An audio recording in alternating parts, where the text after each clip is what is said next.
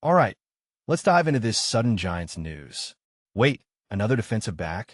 Seriously? I mean, sure, injuries happen, but this feels like the third time this offseason they've patched up the secondary like it's a leaky boat in a hurricane. Let's break down what's actually going on here, and why this move might say more about the NFL's brutal churn than it does about the Giants' strategy.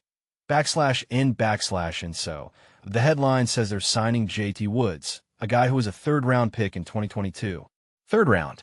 That's not some undrafted nobody. But here's the kicker. He hasn't played in a real NFL game in 2 years. 2 years.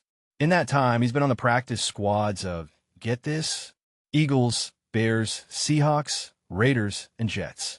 That's like the NFL's version of a minor league bus tour. What's the deal here? Is Woods just unlucky, or is there something teams keep seeing that makes them hesitant to actually play him? And personally, I think this is where draft capital and reality TV collide. Third-round picks come with expectations, but Woods has spent 2 seasons basically being a human scout team player. Practice squads are great for learning, but how do you stay sharp enough to perform when you're not even suiting up on Sundays? It's like being the understudy in a play for 2 years and then getting shoved center stage with no rehearsal.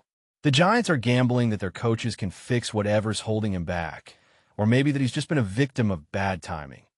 And let's talk about the timing of this move.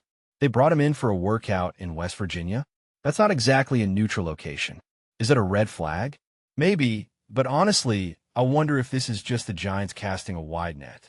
They also signed David Long and DJ James from the same workout. So it's not just about Woods, it's about desperation. When you're scrambling to fill spots, you don't get to be picky. But here's the thing. Desperation moves often backfire. How many times have we seen teams sign a bunch of nobodies off the street, only for all of them to wash out by week 3? And what this really highlights is the NFL's brutal reality for depth players. Teams talk about competition, but when you're the 6th or 7th DB on the roster, you're not competing for a starting job. You're competing for a roster spot. And Woods, despite his draft pedigree, has been stuck in purgatory. From my perspective, this isn't just a Giants story. It's a microcosm of how the league treats players who don't immediately pan out. You're either a star or a spare tire. There's no middle ground. None thing that stands out to me? The Giants' secondary was already paper thin before this. Losing Phillips and cutting Bernard Converse leaves them with who? A bunch of question marks and hopefuls. Signing Woods feels less like a strategic move and more like triage. But here's the twist. Maybe that's the point. If he's got any of the talent that made him a third-rounder, even a fraction, he could outperform the current group. But what if he's just not good enough? Because let's be real, practice squad stints don't build confidence. And what this raises is a deeper question about how teams evaluate talent. Woods has bounced around 5 teams in 2 years. Is it his play? His attitude? His fit in certain schemes? The Giants must think they've solved that mystery. Or maybe they're just hoping no one else has figured it out. Either way, it's a low-risk, high-reward move. But let's not kid ourselves. Low risk for the team means high risk for the player. Woods is basically playing with house money here. And so, where does this leave us?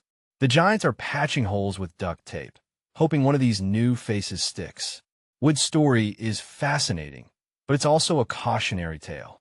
The NFL is full of guys with potential who just never catch the right break. Maybe East Rutherford will be his reset button, or maybe this is just another stop on his NFL road trip. Either way, it's a reminder. In this league, even being a high draft pick doesn't guarantee you anything.